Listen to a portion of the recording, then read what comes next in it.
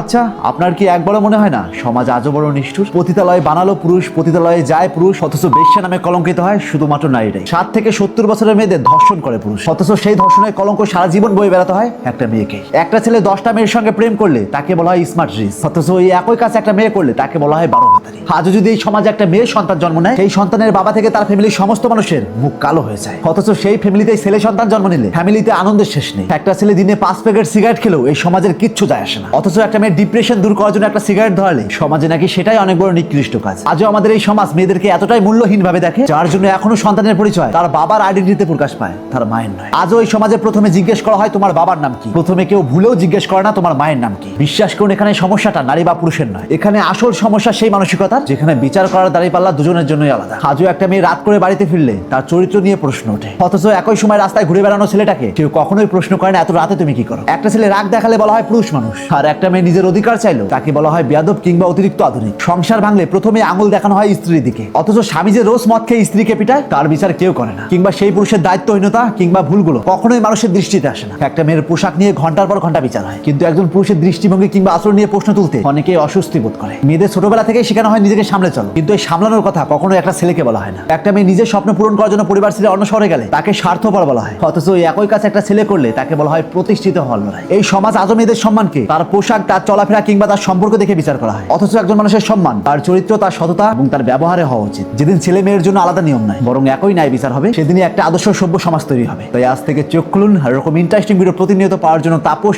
Explore পেজটিতে follow দেবেন।